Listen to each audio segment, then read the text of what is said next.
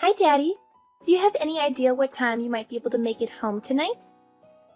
Well, sweetheart, it looks like it's going to be a long day at the office.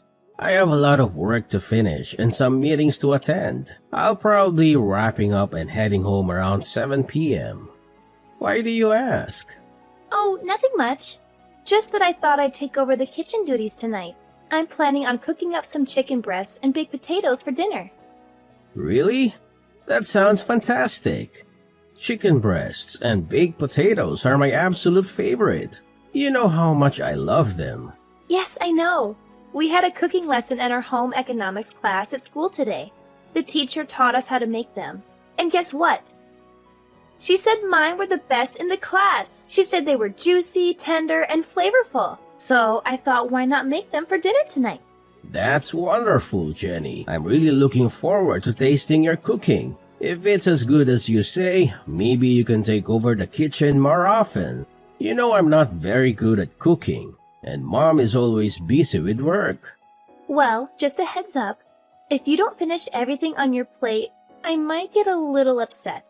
I've put a lot of effort into this. I've even prepared a salad and a dessert to go with the main course. Oh, don't worry about that at all. I'm sure it's going to be delicious, and I'm very hungry right now, so I'll probably eat everything you make. By the way, isn't Mom going to be home for dinner tonight? No, she mentioned this morning that she has to work late again and won't be able to join us for dinner. She said she has an important project to finish and a deadline to meet. Oh, I see. I wasn't aware of that. Well then, I'll try my best to wrap up here as soon as possible and head home. See you in a bit.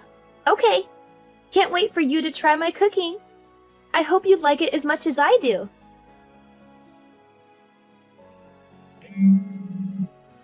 Kayleen, are you there? Huh? What is it that you need? I'm currently swamped with work. I have a lot of deadlines to meet and a lot of reports to write. Kayleen, are you planning on working late again tonight? Yes, I am. Is there a problem with that? Kayleen, remember our conversation last night? You promised me that you'd try to come home early today. We agreed that we should try to minimize the time Jenny spends alone at home. Did I say something like that? I don't recall making such a promise. Besides, there's not much I can do about it. It's work. Working moms are always busy. That's not a valid excuse, Kayleen. We're both busy. We had a discussion about this just the other day. We agreed that we need to be more present in Jenny's life. She needs our attention and support, especially at this age. What? Are you trying to paint me as the villain here? That's not my intention, Kayleen. We made a mutual decision to try harder for Jenny's sake. You've been working a lot of overtime these past few months. And you've been delegating household chores to Jenny too, haven't you? She's still in junior high. She should be focusing on her studies or spending time with her friends, not doing laundry and cooking dinner for us. What's the big deal?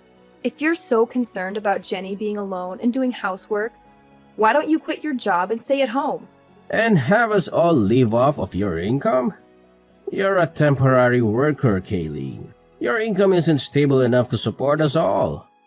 You don't have any benefits or security in your job. Oh, so now you're looking down on me because I'm a temp worker? You're such a hypocrite. You were the one who encouraged me to get a job in the first place.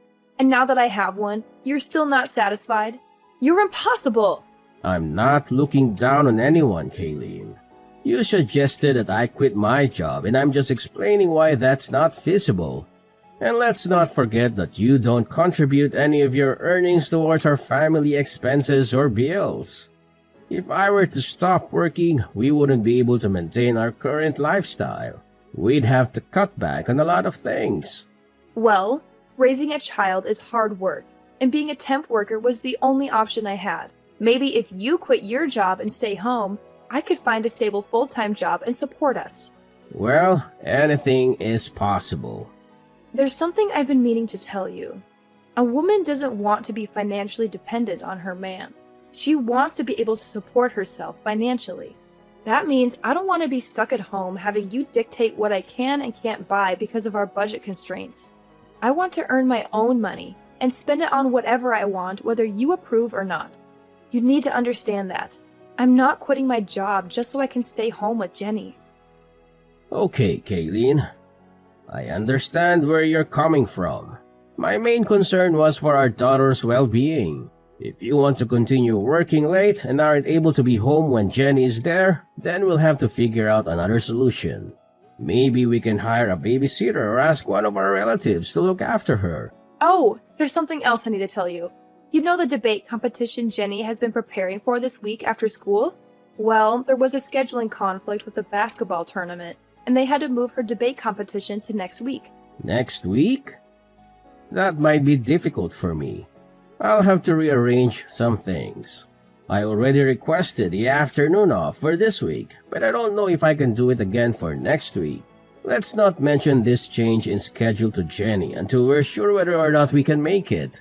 It would break her heart if we weren't there for her debate competition. Let me see if I can rearrange my schedule at work. I should know by Friday whether or not it'll be possible for me. Don't worry. Even if you can't make it, one of us will be there for her. She'll have someone there cheering her on. Okay then. If her debate isn't this week, then I guess I'll tell my boss that I won't need the afternoon off after all. Hopefully, someone will be able to cover for me next week. Okay, we won't mention anything about this change in schedule to Jenny until we're sure. Dad, where are you at this moment? I've been searching for you everywhere. Right now, I'm still at the office, sweetheart. Is there something you need from me? Don't worry, I'll make sure to be home in time for our dinner together. Whatever. I can't believe you would just cancel our plans without even having the courtesy to inform me. What are you talking about? I'm really upset with you right now. I don't even want to see your face anymore. What? Jenny, what happened? Did I do something that upset you? Can you tell me what it is that I did wrong? Jenny, are you still there? Jenny, please talk to me. I'm worried about you. Is Jenny at home right now? I was hoping to have a chat with her. No, she's not. Why do you ask? Well, earlier today, Jenny sent me a message saying that she hates me. It's left me quite perplexed. Did I do something to upset her? Maybe. I'm not entirely sure. But you know how teenagers are. They're at a rebellious age where the smallest things can set them off. I don't think you should worry too much about it. It might be best to give her some space for a few days and let her cool off. I'm not so sure. I feel like it might be better if I talk to her and try to understand what's bothering her. Trust me, that might just end up making things worse. She's not going to appreciate her father prying into her personal matters. I understand how girls her age feel. Let's just give her some space for a few days and let me handle this, okay? Maybe you're right. Alright then, I'll leave it up to you. Good. I'll take care of everything. For now, just keep your distance from her. And don't worry about her debate competition either. I'll be there for her so you don't have to. In fact, given the circumstances, it might be better if you didn't attend. If you think that's best. It's not uncommon for children to say things they don't mean in the heat of the moment. Don't take it too personally. I suppose it's just that she's never said anything like that to me before. Well, maybe she's been holding it in for a long time. Maybe she's been feeling neglected and unloved by you. Or she's been resenting you for always being busy with work and never spending time with her. That's not true. I love Jenny more than anything in the world. I work hard to provide for her and give her a good life. I always try to make time for her whenever I can. Well, maybe that's not enough for her. She needs more than just material things from you. She needs your attention, affection, guidance, and support. But I do give her those things. I always listen to her when she talks to me. Really? What? What are you talking about? Jenny, what do you think about going for a drive tonight? Just you and me. It's been a while since we've had some quality time together, just the two of us. We could use this opportunity to catch up and talk about anything that's on your mind. No, I don't feel like it. Jenny, I've noticed that you've been avoiding me these past few days. I'm not sure why, and it's really bothering me. If I did something to upset you, I want to make it right. Can you at least tell me what's wrong?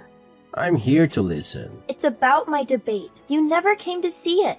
You said you'd come. You promised. Huh? Your debate? But isn't your debate scheduled for next week? No, it's over. What? Are you serious? Your mom told me it was rescheduled to next week. It wasn't rescheduled. Jenny, I'm so sorry. It's not just that.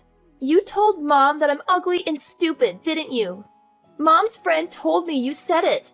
What? Jenny, I would never say anything like that. You're the most beautiful girl in the whole world, and I know you're smart. That's why you were chosen to join the debate. Everyone knows you're smart. You're just saying that to make me feel better. And I know you stole some of my favorite clothes from my closet. What? Why would I do that? Why would you think I would do any of those things? Jenny, you know how much you mean to me. But, so, it wasn't you? Sweetie, I would never do anything like that. And you didn't say I was ugly and stupid? I never said that. I swear. Anyway, Jenny, I'm so sorry. I missed your debate. I feel terrible. It's not next week? It's really over? Yeah. I'm sorry. I don't know how this mix-up could have happened. I should have been there for you. I really wanted to go and watch you. I swear. Yeah, I know. I'm sorry too. So, sweetie, who was it that said I was saying bad things about you? Which one of Mommy's friends? The guy that Mom brought to my debate with her. Huh? I didn't know who it was, so I felt really strange when I saw him with her. And after the debate, the three of us went out for dinner. And her friend was acting like he had known me for a long time. He was way too friendly. It was kind of creeping me out. Was it someone you know? No, that was the first time I'd ever seen him. I see. How about we talk more about all of this tonight? And let's not tell Mom about our conversation, okay? Okay, let's go out for dinner. We haven't done that together in a long time. That sounds like a great idea. I'll be leaving the office in a few minutes. See you soon. Okay. That night, Jenny told me a bunch of things my wife had been doing. Most of what she told me were things that I didn't think should be coming from the mouth of a junior high student. Jenny and I agreed that we'd continue on with our daily lives for a little while as if nothing had happened, just long enough for me to figure out what we should do next. During that time, my wife messaged me about a parent-teacher interview she had to go to on a Sunday. I guess she thought that Jenny was still upset with me and not speaking to me. She told me that she'd go to the meeting with Jenny and suggested that I go and visit my parents that day to take my mind off of Jenny and the parent-teacher interview. That's just the opportunity I was waiting for to put my plan into action. I'm currently at my parents' house. How are things on your end? Is everything going well? Everything's going well here. The parent-teacher meeting isn't scheduled until later this afternoon. We're just taking it easy at home and watching some TV. It's a nice change of pace. Wait, did you say you're at home? I thought you might be out somewhere. Yes, why wouldn't I be? I'm just enjoying a quiet day at home. Oh, I see. So you're living in a hotel now? That's news to me. I must have misunderstood something. What are you talking about? Why would I be living in a hotel? Well, to be honest, I'm not actually at my parents' house right now. I'm downtown, and guess what? I saw someone who looks exactly like you. She even went into a hotel with a man I've never seen before. She seemed really happy and excited. Maybe she had a double espresso this morning to kickstart her day. That's interesting, but I'm sure you're mistaken. It must have been someone else who looks like me. Are you sure? Because she's wearing the same suit you said you were going to wear to Jenny's parent-teacher interview today. The exact same dark blue blazer. The guy looked pretty dressed up too. I wonder if she's planning on going to the parent-teacher interview right after leaving the hotel. If it was you doing that, I'd be really upset. I've already told you that's not me. You're obviously mistaken. It must have been someone else. But I'm really curious to find out. If it's not you, then maybe you have a long-lost twin. If that's the case, I don't want to miss this opportunity to reunite you two. So I think I'll just wait outside the hotel until she comes out. Okay. You want me to come out and say it, don't you? Yes, I'm cheating on you. Who cares? Sorry. You admitted to that a lot faster than I thought you would. Well, I couldn't stand your indirect accusations anymore. You're always so annoying. That's probably why Jenny hates you so much, too.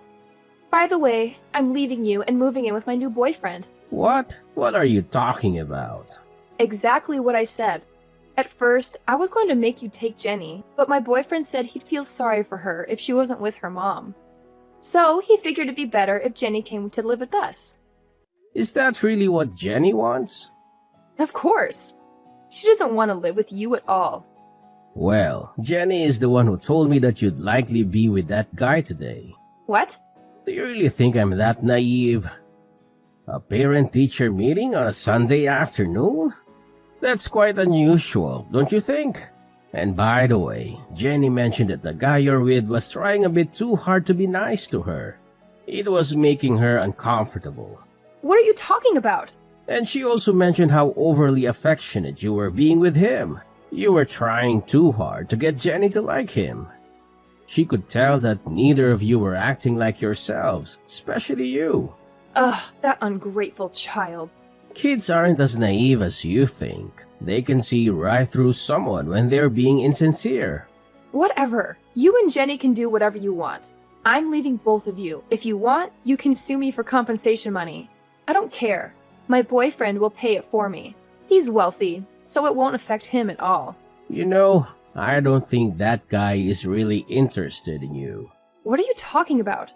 Jenny told me that some of her clothes have gone missing from her room. Have you been inviting that guy over to our house? Yes, he's been over, but her clothes are missing? Jenny's clothes? He's the only person I can think of who would take them. Don't you think that might be why he was so insistent about Jenny moving in with you two? No. He's not like that. Why don't you just ask him? He's in the same room as you right now, isn't he? Hello? Are you still there? He left. What happened? When I told him that after we divorce, I was going to have Jenny live with you instead of me. He said, well then there's no point in any of this, and just left. Is that so? That's hilarious. Did that really just happen? Oh, some guy looking really upset just left the hotel. That must be him. Don't worry about it. Hey, are you still there? Yes, I'm here. I literally just sent you a message. No, I mean, are you still standing in front of the hotel? Yes, why do you ask? I'm in room 405. Why don't you come up here? What are you talking about? I'm sorry for all the harsh things I said to you earlier. I realize now that I was wrong. I promise not to behave like that again. Can we talk this over? That's not possible right now. So just hurry up and get down here. Why not? It wasn't my fault. He deceived me. I had no idea he was that kind of person. You're only saying that because now you know he wasn't really interested in you. But he promised me the glamorous life I've always wanted. How could I resist such an offer?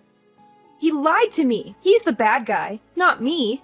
You can't blame me. Any girl would be taken in by that. But women don't want to be supported by their man.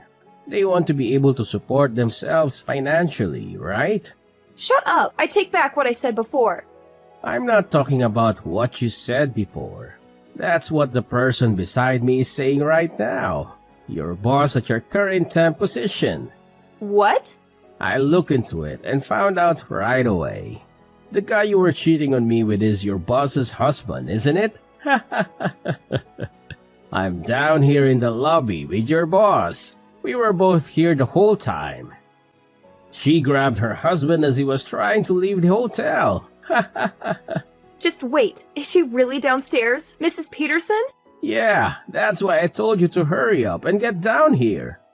We're all waiting for you. What? No way. I'm not going down there. You have to do something. There is no getting out of this now.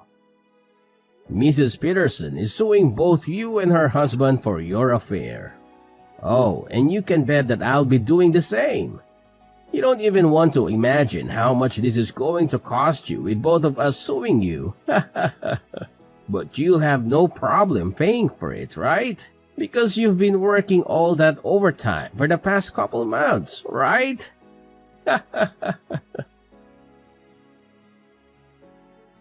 After that, Kaylin tried to sneak out a back way, but we had planned for that, and Mrs. Peterson caught her on her way out.